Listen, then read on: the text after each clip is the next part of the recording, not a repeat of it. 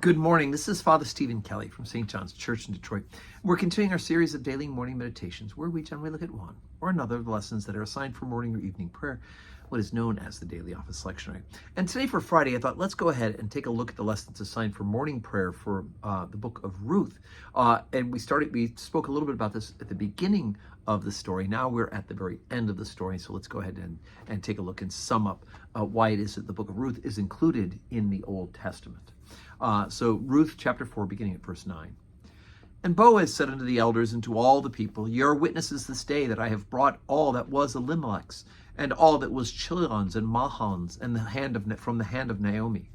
Moreover, Ruth the Moabitess, the wife of Mahlon, have I purchased to be my wife, to raise up the name of the dead upon his inheritance, that the name of the dead be not cut off from among the brethren, and from the gate of his place. Ye are witnesses this day. And all the people that were in the gate and the elders said, We are witnesses. The Lord make the woman that is to come into thine house like Rachel and like Leah, which two did build the house of Israel. And do thou worthily to Ephrathah, and famous in Bethlehem. And let thy house be like the house of Pharez, whom Tamar bore unto Judah, of the seed of which the Lord shall give thee of this young woman. So Boaz took Ruth, and she was his wife.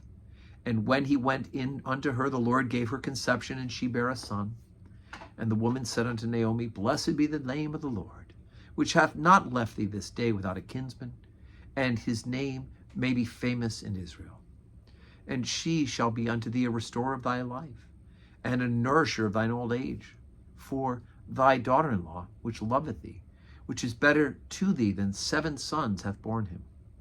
And Naomi took the child and laid it in her bosom, and became the nurse unto it. And the woman and her neighbors gave it a name, saying, There is a son born to Naomi, and they called his name Obed. He is the father of Jesse, the father of David. Okay, so remember we have this whole story when Naomi loses her husband and her children. And of course, Ruth is one of the wives of one of Naomi's sons. Ruth is a Moabitess, so she's not a member of the original covenant, but she declares herself to be a member by faith, and then goes back with Naomi back to her own people. Now they've kind of settled the accounts. All of the fields have been sold up that belonged to her son. And when don't be tripped up when he says he bought this woman to be his wife. What he did was he bought the inheritance, right? The right of the inheritance. And she became a part of that because of his love for her, not because of any sort of slave arrangement. He freely chooses her as her wife, and she freely chooses him as her husband. And so the child that Ruth has becomes like a son to Naomi in the sense of because she doesn't have her own children, and that the son that are born, they talk about, will be one who will help to provide for you. So it's all very good. Boaz becomes the husband of Ruth, and of course the two of them have Obed, and Obed then becomes the father of Jesse, Jesse the father of King David. Now that's why it's important in the Old Testament, this particular story of Ruth, because she is outside of the covenant, but yet becomes a member of the covenant by marriage and not by blood, but in fact she's the grandmother. Ruth is the grandmother of King David. So important for the Jewish people. Important for us? Absolutely, because God promises David that there will be an heir on his throne forever.